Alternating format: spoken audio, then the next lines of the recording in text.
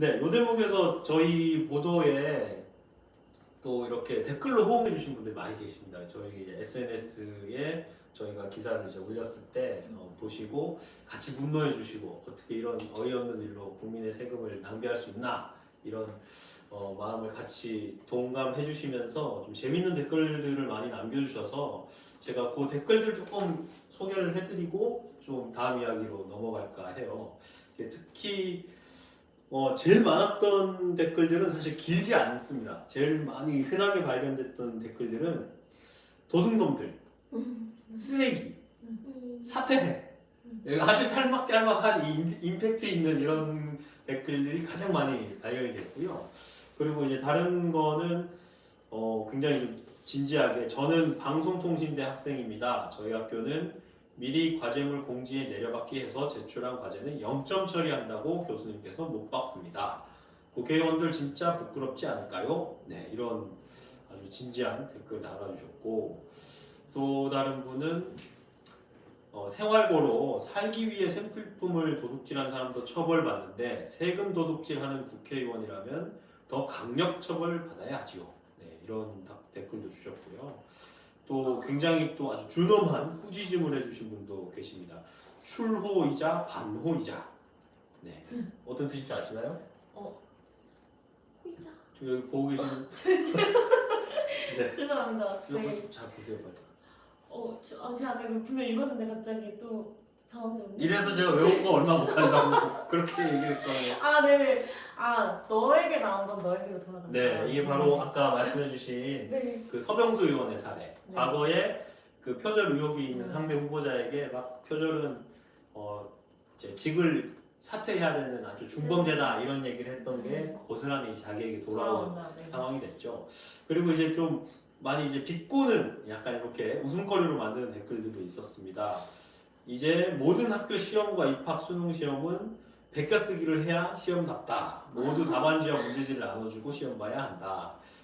한 사람뿐만 아니라 그렇게 하고 있는 게 모두 그렇게 하고 있는 게 불평등, 불공평, 공정, 정의의 자유를 외치고 있다. 이렇게 이제 비판을 해주셨고요. 그리고 또 많은 국민들이 알고 있는 또 유명한 표절 사건을 좀 언급하신 분도 계신데요. 뭐 박사학위도 표절로 받아도 된다는데 이것쯤이야. 뭐 이렇게 약간의 실제로 이분이 그렇게 생각하지는 않으시겠죠. 약간 이제 비꼬는 듯한 댓글 달아주셨고 사실 제가 제일 웃겼던 댓글은 요 다음 겁니다. 네. 병수가 아니고 빙수라면 여름에 시원하기라도 했을 텐데 이런 댓글까지 이 서병수 의원에 대한 실망감을 이렇게 좀 표현을 해주셨고요. 제가 굉장히 좀 가슴 아프고 좀 속상했던 게 이게 오히려 이런 보고서를 발간하고 세금을 500만 원씩 낭비했던 의원들은 사실 반성하는 모습을 보이지 않았는데 국민들이 부끄러워하는 그런 댓글을 많이 남겨주셨어요. 그래서 정부가 천벌을 받아야 한다. 하나같이 더럽고 냄새가 진동을 하네. 창피하다. 자존심이 상하네. 이런 얘기를 남겨주셨고 표절 서병수 선생이 내가 사는 지역구 국회의원이었군. 흐이구하고 이제 오히려 대신 이 주민들이 부끄러워하는 댓글을 남겨주셨고요. 또 윤영석 의원 사례에 대한 댓글에는 양산 시민들이 불쌍하다. 이분이 양산시 국회의원이기 때문에 그리고 지난달에 굉장히 유명했던 그 패러디 같은데요. 이 새끼 쪽팔려 이런 패러디가 있었습니다. 이거 이정도에서 안 웃으시면 제가 진짜 되게 진지하게 욕하는 것처럼 들릴 수 있어요. 이게 댓글 그렇게 남겨주셨어요. 그 다들 아시죠? 이게 어디서 나왔는지 이제 저 미국에서 그 일이잖아요. 그래서 그렇게 또 부끄러워하신다는 말씀을 해주셨고 또 대안에 대해서 얘기해주신 분도 많았습니다. 그 중에 국민소환제를 언급하신 분들 계셨거든요. 국민소환제 제정이 필요합니다. 국민들이 의원들을 직접 소환할 수 있는 제도가 있어야 저들이 국민들을 의식할 것입니다. 이렇게 남겨주시고 또 다른 분도 국회의원 소환제가 시급한 이유네요. 이렇게 남겨주셨고요. 이제 이현승 의원 사례에 남긴 댓글 중에는 개금동 사람들 이 사람에게 계속 표 줄 겁니까? 라는 댓글 남겨주셨습니다. 이 개금동이 이현승 의원 지역구인가 봐요. 그래서 이 말은 곧 이런 사람들에게 표를 줘서는 안 된다. 낙선시켜야 한다. 이런 의미이고요. 마지막으로 소개해드릴 댓글은 서병수 의원 사례. 서병수 의원 너무 많이 언급돼서 좀 좀 죄송스럽긴 하네요. 근데 뭐 다 그분이 하시는 일이 있으니 뭐 어쩔 수 없죠. 네, 서병수 현 사례에 남긴 댓글로 이작 또한 집에 가야 한다. 이왕이면 큰 집으로라고 남겨주셨습니다. 그래서 뭔가 사법 처리를 해야 한다는 어떤 강력한 의지를 표현해 주시지 않았나 싶고요. 네, 재미난 댓글들 한번 봤습니다. 지금 계속해서 우리가 어떻게 이 기획을 시작했고 어떤 과정으로 취재가 진행됐는지 우리가 취재를 통해서 확인했던 그 표절 보고서의 아주 부끄러운 민낯들은 어땠는지 말씀을 드렸고요. 그런데 취재를 진행하면서 그 기사에도 그렇게 조호 기자 써주셨잖아요. 저희 철록 사무실에 한 번씩 헛웃음이 터져 나올 때가 있었다라고 네. 하셨는데 네. 그 얘기는 어떤 얘기인가요? 네. 이제 저희들이 표절 보고서 심각한 그 표절률을 기록한 보고서들을 다 확인을 하고 이 보고서를 발간한 의원실에 질의서를 보냈습니다. 이 표절 문제에 대한 입장을 묻고 그리고 용역비를 받으셨으니까 이 용역비를 반환할 의사가 있는지도 묻고 그다음에 이 연구 용역을 맡긴 경위가 어떻게 되는지 이 사람을 지정을 하는 것도 의원실이거든요. 누구한테 용역을 맡길지 뭐 그런 것들이 담긴 질의서를 보냈는데 이제 보내고 좀 시간이 흐르니까 속속들이 하나 둘씩 이제 의원실로부터 답변이 도착을 했어요. 근데 이제 제가 생각했을 때 저도 세금을 내는 국민이니까 이 답변이 약간 조금 좀 많이 허탈하다, 약간 좀 허무하다 하는 답변이 있어서 제가 이제 이메일을 받을 때마다 하고 이제 헛웃음을 흘려서 네 그리고 네 그런 이야기가 있었습니다. 저희도 이렇게 일하다가 조호 기자 아침에 이제 이메일을 확인을 하면서 뭔가 장탄식이 터져 나오면 뭔가 의원실 메일이 하나 왔구나. 그러면 이제 귀를 쫑긋 세우고 뭐라고 왔어? 그렇게 물어보고 네 그랬던 기억이 나요. 맞습니다. 네, 그 사실 이 돈을 이제 뭐 좀 쉽게 표현하자면 이 연구 영역을 맡기는 쪽, 그러니까 일을 시키는 쪽은 의원실이고 그 일에 대해서 돈을 주는 건 국회 사무처거든요. 네, 여기서 그래서 이 국회 사무처의 의견도 굉장히 중요할 것 같은데 국회 사무처에서는 어떤 좀 답변이 왔는지 궁금합니다. 네, 제가 말씀을 드릴게요. 네. 네, 국회 저희가 여러 가지를 물어봤는데요. 이제 국회 사무처 쪽에서는 그러니까 저희가 느꼈을 때 좀 핑퐁 게임이다라고 느꼈던 게 국회 의원실은 이거는 우리가 특별히 규정이 지금 없어요. 이 용역 보고서 관련해서 그러니까 우리는 규정도 없고 이거는 감시를 하는 국회 사무처가 관리를 해야지라고 이제 국회 의원실은 사무처로 넘기고 국회 사무처는 이 용역을 맡기고 이제 선택하는 사람들은 의원실인데 그 의원실이 책임이지라고 또 이렇게 공을 넘기는 그런 핑퐁 게임을 했는데 여기서 저희들이 가장 인상 깊었던 거는 근데 검증 시스템 마련에 대해서 이미 국회 사무처가 한번 약속을 한 적이 있어요. 2018년에 표절 용역 보고서가 되게 문제가 됐었을 때 그때 이제 자기들이 정보를 공개하는 시스템을 마련을 하고 검증하는 그런 시스템도 구축을 해놓겠다라고 약속을 했는데도 불구하고 이제 4년 정도가 흘렀는데 저희가 봤을 때는 지금 정보가 투명하게 공개가 되어 있기는 해요. 그 용역 보고서가 온라인에 공개가 되어 있고 정보 공개 청구를 하면 볼 수 있는 자료가 된 거는 맞지만 검증을 하는 그러니까 표절 여부를 따지는 그런 검증 시스템은 구축이 되어 있지 않아서 이 부분에 대해서 어떻게 생각하냐라고 국회 사무처에 이제 질의를 했는데 어떻게 답변이 왔냐면 2018년 이후 구축된 공개 시스템을 통해서 국민이 용역 보고서를 열람하고 직접 검증할 수 있도록 해놨다. 이러한 조치가 국회 사무처가 직접 검증하는 것보다는 더 투명성이 강화될 거다라고 답변을 줬는데 저희가 봤을 때 딱 느꼈던 거는 국민들이 알아서 검증을 해라. 우리는 투명하게 공개를 해놨다. 더 무책임한 답변으로 저희는 보여졌거든요. 그러니까 국민 여러분들이 할 일이 되게 많은 거예요. 세금도 내야 되고 내가 낸 세금으로 만들어진 그 용역 보고서를 여기에 표절한 건 없는지 내가 직접 확인도 해야 되는 그래서 우리는 되게 바쁘게 된 그런 상황입니다. 저희에게 웃겼던 네. 지점이었습니다. 그 의원실에서 답변이 온 거를 크게 세 가지 정도로 분류를 할 수 있었는데 첫 번째는 무응답입니다. 근데 서병수 의원실에서는 네. 아무런 답변 또 없이 병수예요. 네, 네. 너무 그렇습니다. 오늘 나중에 이 풀 영상을 한번 제가 나중에 보고 서병수라는 이름이 몇 번이나 언급되냐고 제가 한번 세보겠습니다. 아, 네. 아 너무 이 서병수. 기획의 최고의 주인공이시죠. 주인공이시죠. 네, 그분은 이제 그 원실 측에서는 답변이 오지 않으셨고요. 또 뭐 비슷하게 뭐 지금 국정감사 시즌이라 너무 바빠서 나중에 답을 주겠다 이런 식으로 사실상 아무런 답변을 주지 않은 의원실도 있었습니다. 그리고 이제 두 번째 유형은 좀 극소수, 가장 희귀했던 케이스인데요. 이 표절 문제에 대해서 어느 정도 인정하고 뭐 다시 좀 수정해서 보고서를 업로드를 하고 그리고 뭐 이런 일이 다시 재발하지 않도록 앞으로 용역 보고서를 낼 때는 이 카피킬러 같은 거 우리가 미리 돌려보겠다라고 약속을 한 의원실도 있었습니다. 네, 4화의 주인공이었던 이용 의원실이었고요. 이제 마지막 케이스가 저희가 탄식을 하게 했던 케이스였어요. 뭐 예를 들자면 국민의힘 김미애 의원실 같은 경우는 저랑 이제 직접 전화 통화를 의원실 관계자랑 했는데 네, 거기서 이제 우리한테는 이 용역보고서 표절 문제를 검증할 의무가 없다. 그 의무가 있다고 하더라도 그걸 해야 되는 사람은 돈을 주는 국회 사무처다. 이렇게 이제 이야기를 한 거예요. 이렇게 비슷하게 국회 사무처가 마련한 규정대로 우리는 잘 지켰으니 문제가 없다라고 의원실은 이야기를 하고 있는데 보경 기자님께서 설명해 주신 것처럼 국회 사무처 측에서는 이거는 뭐 의원실이 자체적으로 하던가 아니면 국민 여러분들이 해달라 이렇게 하시니까 마치 공을 서로 넘기는 것 같은 핑퐁 게임을 하고 있는 것 같다라는 생각이 들었습니다. 적극적으로 억울하다 이렇게 반응하는 의원실도 있었던 것 같은데 여기는 어느 의원실이었나요? 있었습니다.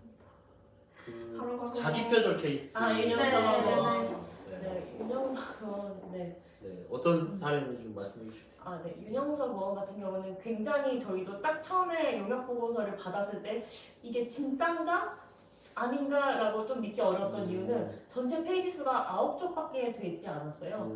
그래서 9쪽밖에 되지 않았고 그 글의 그런 수준이라고 표현을 할 수 표현을 하자 표현을 네, 품질이 굉장히 떨어져 보였거든요. 그럼에도 혹시 모르니까 이제 취재를 해 보았는데 이제 그 윤영석 의원실 같은 경우는 양산시가 지역구인데요. 그 지역구에 있는 이제 언론사에 용역 보고서를 맡겼어요.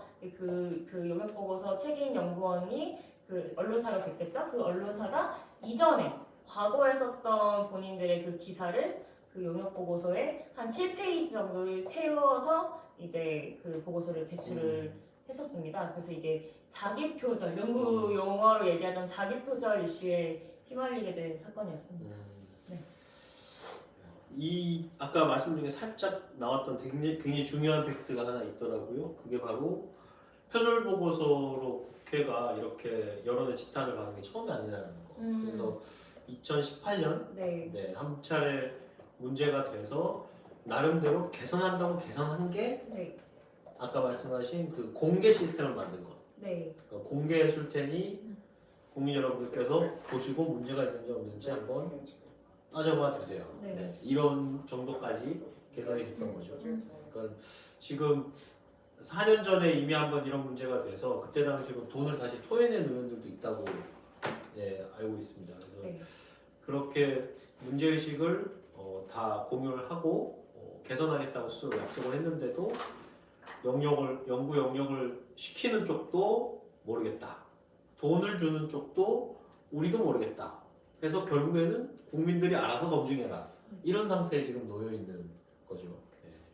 이제 그거를 사실 우리도 그냥 밥 먹고 월급 받으면서 검증을 실제로 한번 해보자 해서 323건을 검증하는데도 7월 말부터 시작해서 지금까지 이런 시간이 걸렸는데 사실상 아무도 검증할 수 없는 상태로 만들어 놓고 자기네들끼리 그 500만 원에 한 번에 500만 원의 그 쌈짓돈을 이렇게 저렇게 인심 쓰듯 나눠 쓰고 있었던 것. 네, 이게 이 표절 보고서 문제의 핵심이라고 저희들은 생각을 합니다. 정말 밥 먹고 그 보고서만 보고 있었는데 그래서 국민 여러분들의 생업을 내버려 두시고 밥 먹고 그것만 보셔야지 검증이 가능한데 이렇게 기자들이 이렇게 나서지 않는 이상은 어렵다고 생각이 들었습니다. 보배 기자는 밥 먹고 이 보고서 취재하는 것 말고도 이 취재하면서 굉장히 많이 좀 바쁘고 또 잊지 못할 시간을 보내신 걸로 제가 알고 있는데 아, 네. 네, 그 약간 뭐 지금 월드컵도 다가옵니다만 약간 부상 투어 이 지난 이 한 달 이상의 시간을 이 보도와 함께 겪어내신 걸로 알고 있습니다. 네. 네, 제가 일하다 다친 것은 아니고 그 발목 인대가 찢어지는 부상을 입었는데 어쩔 수 없이 저희 둘의 그 아픈 상태가 겹친 날이 하루가 있었어요. 하루는 이제 보정자에게가 아프신데 저도 다리가 안 좋은 상황이었는데 누군가 국회를 가야만 하는 상황이 있었어요. 국회에 이제 가서 국회 사무처 측에서 제공하는 자료가 굉장히 중요한 취재 자료였기 때문에 그래서 제가 발목에 이제 인대를 다쳤으니까 깁스를 하고 제가 여태까지 많은 곳을 다녔거든요. 한 3주, 4주 했으니까. 근데 제일 민망했던 공간이 두 군데였는데요. 하나가 국회였고 하나가 이제 중앙지방법원이었어요. 근데 거기는 다들 너무 점잖으신 분들만 계시니까 제가 지나가면 이제 모세가 홍해 가듯이 다 저를 이렇게 갈라서 저를 이렇게 비켜주시고 배지를 다신 한 이제 지긋하신 국회의원분은 왜 다치셨어? 지나가시더라고요. 네.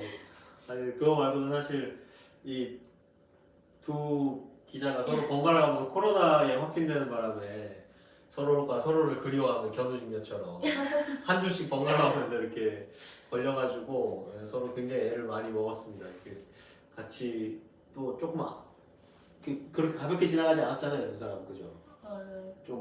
좀 알았었죠, 그죠? 지금도 약간 후유증이 좀 있는 그러니까 약간 저희 둘이 뒷북친 케이스예요, 사실. 그러니까 사람들이 코로나 제일 많이 걸렸을 때 둘이 걸리지 않다가 기획이 딱 시작해야 되는 그때부터 맞아요. 갑자기 둘이 막 번갈아가면서 아프고 다리 막 부상하고 이래서 부상 투혼을 다 이겨내고 그래도 밀리지 않고 쓴 아주 기특한 기억입니다. 저희 내부적으로는 이 10편의 기사를 저희 근무일 기준으로 이틀에 하나꼴로 계속해서 이제 독자 여러분들께 이제 보여드렸거든요. 최대한 좀 늘어지지 않게. 왜냐하면 이 이슈 자체가 뭐 이제 그냥 뭐 영상 하나를 보거나 사진 하나를 본다고 막 같이 이렇게 바로 공감할 수 있는 주제는 사실 아니라서 저희가 좀 조금조금 설명드려야 되는 이슈들이라 이걸 좀 최대한 좀 늘어지지 않게 좀 전달드리려고 애들을 많이 썼습니다. 이 두 기자가 진짜 이 코로나와 또 발목 부상과 뭐 이런 악조건 속에서도 또 하나의 악조건이 사실 하나 더 있었는데 그죠? 뉴스 땡땡과의 본의 아닌 경쟁 구도가 있었잖아요. 간단하게 한번 얘기 좀 해주시죠. 어차피 다 아실 텐데. 교수님이 알게 됐습니다. 네. 저희가 이 용역 보고서 예산 집행 내역을 받아보려고 국회 사무처 측에 이제 정보 공개 청구를 해서 저랑 이제 국회 사무처 직원분이랑 전화로 소통을 많이 했습니다. 그 과정에서 저희가 다 매체명은 안 밝히셨지만 비슷한 내용으로 정보 공개 청구를 했고 그래서 취재를 진행하고 있는 듯한 매체가 있다는 것을 알게 됐어요. 그래서 여러 가지 근데 이제 전제 조건들을 미루어 봤을 때 그 매체가 뉴스 땡땡일 것이다 라는 강력한 의심을 가지게 됐고 그래서 이제 저희 빨리빨리 해야 되는 네, 그런 상황이 됐습니다. 아픈데도 실수가 없었던 거는 타 매체와의 소통전에서 이것만큼은 질 수 없다라는 좀 최소한의 욕심이 있었죠. 맞아요. 기자의 퀄리티나 취재 깊이는 가져가면서도 그래도 한시라도 빨리 내야 된다라는 생각 때문에 특히 보경 기자님께서는 거의 코로나 환자가 아니다라는 생각이 들 정도로 계속 일을 하셨어요. 재택근무라고 생각을 하면서 집에서 이제 열심히 했는데 그래서 저희가 하루라도 빨리 되지 않았나요? 그냥 별 의미 없는. 그래도 어쨌든 최선을 다했다는 거에 굉장히 만족감을 느끼며. 저는 사실 이렇게 뭐 언론사들이 비슷한 아이템들을 특히나 이제 기획 그 아이템들이 겹치면 되게 서로 좀 곤란해합니다. 이렇게 비슷한 이야기들을 이렇게 독자들이 보시고 좀 이걸 왜 얘네도 이 얘기를 하고 쟤네도 이런 얘기를 하나 이렇게 어리둥절하게 여기실 텐데 저는 뭐 특별히 저희가 이렇게 그 일 때문에 뭐 저희든 뭐 뉴스 그 땡땡이든 뭐 그 거센 소리가 많이 들어가는 그 매체는 근데 말하면 안 되는 거예요? 아니요 말하면 되죠. 아니, 아, 뉴스타파예요. 뉴스타파가 네. 뉴스타파가 이 국회의원 영향력 보고서를 거기도 이제 분석을 했거든요. 그래서 같은 시기에 비슷하게 이제 보도를 하면서 저는 약간의 이제 초점을 맞추고 있는 부분이 좀 달라요. 맞아요. 뉴스타파는 이 영향력 보고서 자체보다는 영향력을 주고받은 그 연구 책임자와 의원실과의 뭐 유착 관계에 좀 관심을 많이 가졌고 저희는 이 보고서의 품질, 보고서의 품질, 엉터리 이런 수준 나는 보고서로 국민의 세금을 쌈짓돈처럼 쓰고 있는 이 부분에 좀 초점을 맞췄기 때문에 저는 두 기사가 아주 하나의 사건에 이런저런 측면들을 동시에 잘 보여주고 있는 것 같아요. 그래서 아마 저는 뉴스타파 기사도 보시고 저희 기사도 보시면은 국회의원 연구영역 문제의 모든 면을 아마 다 골고루 보실 수 있지 않을까 이런 생각도 들고 뭐 저는 뭐 특별히 나쁜 일이라고 생각하지 않습니다. 맞습니다. 시간이 지금은 아직 뭐 좀 그렇지만 시간이 좀 지나면 뭐 재미난 웃음과 함께 얘기할 수 있지 않을까요? 추억처럼. 그래도 두 매체가 한 아이템에 같이 붙어서 보도를 하니까 서로 힘도 받고 더 관심을 받을 수 있는 것 같아서 좋은 것 같아요. 네, 이 부분을 뉴스타파 기자들은 어떻게 생각할지 갑자기 궁금해지긴 하는데 굳이 물어보진 않겠습니다. 뭐 별로 좋은 얘기 안 할 것 같아서. 네, 그래서 저희가 마지막까지 좀 애를 썼던 네. 여기 기자님들은 곤란하시지만 읽는 저는 비교하면서 볼 수 있어서 풍성하고 반가워요. 독자분들이 좋았다면 네, 정말 다행입니다. 골라서 그쵸? 네. 이 같은 아이템을 이렇게도 쓰고 저렇게도 쓰고 이렇게도 취재하고 저렇게도 취재할 수 있구나 이런 걸 하지만 느끼셨으면 저희에게 조금 더 좋으실 거예요. 네, 아니 저 비교하면서 보신 결과가 어땠는지는 굳이 여쭤보지 않겠습니다. 그냥 다 좋다. 그냥 이렇게 좀 이렇게 생각해 주시면 좋겠습니다.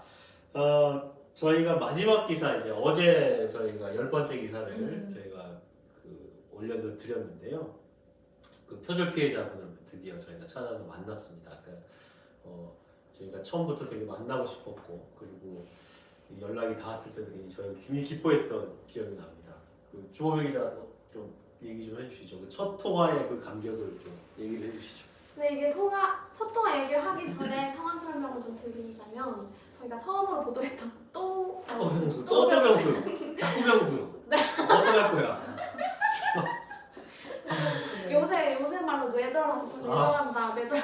네, 아무튼 서병수 의원실이랑 김미애 의원실에서 같이 발간한 용역 보고서가 블로그 글을 몽땅 가져왔는데 그 블로그 주인장분을 저희가 찾았어요. 네, 그래서 연락을 드렸는데 처음부터 저희가 이제 핸드폰 연락처를 알지는 못했고 SNS로 먼저 접촉을 했었는데 그때는 저희가 보낸 메시지를 잘 보지 못하셔가지고 연락이 안 되다가 드디어 첫 통화를 하게 됐었어요. 근데 그때까지 소식을 모르고 계시더라고요. 표절 피해자라는 사실을 모르고 계셨는데 저희 기사를 보시고 저한테 이제 말씀을 하시기를 이렇게 표현을 하셨어요. 그 쳐 죽일 놈들을 뭐라고요? 어떤 놈들이라고요? 쳐 죽일 놈들 이렇게 그 의원실에 표현을 하시더라고요. 약간 사이다처럼 이렇게 표현을 하시고 그리고 이제 저희랑 직접 만나서 이제 두 의원실의 의뢰를 받고 용역을 진행한 책임 연구원을 이제 고소할 의지가 있다라고 말씀을 해주셔서 아마 곧 고소 절차가 진행이 되지 않을까 싶습니다. 사과받고 싶다는 말씀도 굉장히 힘주어서 하셨던 것 같아요. 전화로는 좀 격렬하게 좀 이제 그런 말씀을 하시면서 이리 저 죽일 놈들 이런 얘기들 하셨는데 인터뷰에서는 사실 그 분노는 그대로지만 훨씬 이제 좀 정리된 발언으로 반드시 사과받고 싶다. 공식적으로 네. 사과받고 그 보고서의 출처를 바로 내 글이라는 걸 밝혀달라. 그리고 이제 그 연구영역을 진행한 책임연구원에 대해서 법적인 책임까지 묻겠다 이렇게 지금 의사를 밝혀주셨는데요. 이미 이 고소는 연구영역을 진행한 책임연구원을 향한 거지만 그 의원실들을 향한 법적 책임을 묻는 절차도 이미 진행이 된 걸로 알고 있습니다. 김호영 기자 그때 다녀오셨죠? 그 고발하는 현장을. 네, 이게 이제 그 뉴스타파에서 보도한 내용으로 먼저 이제 고발이 들어갔었는데요. 이제 그 하승수 변호사님이 대표로 있는 그 세금 도둑 잡아라라는 그 시민단체와 다른 시민단체가 함께 이제 부산 지역의 그 지역구를 둔 국회의원 14명이 이 입법 및 정책 개발비로 쓰라고 나온 세금을 다른 곳에 유용한 걸로 보인다. 그래서 이 용역 보고서 문제를 갖고 고소를 했던 사건이 있었습니다. 그 의원실은 이제 이 예산을 엉터리로 유용한 거에 대해서 이제 고발을 당했고, 그리고 이 연구를 실제로 진행하고 표절 보고서를 썼던 책임 연구원은 저작권법 위반으로 지금 맞습니다. 고소를 준비하고 있는 그런 상황입니다. 네. 네, 저희가 한 달 9월 마지막 주부터 보도를 시작했으니까 이제 딱 진짜 한 달 정도 10편의 기사로 국회의원 연구영역 보고서의 표절 문제를 좀 여러분들께 말씀을 드렸습니다.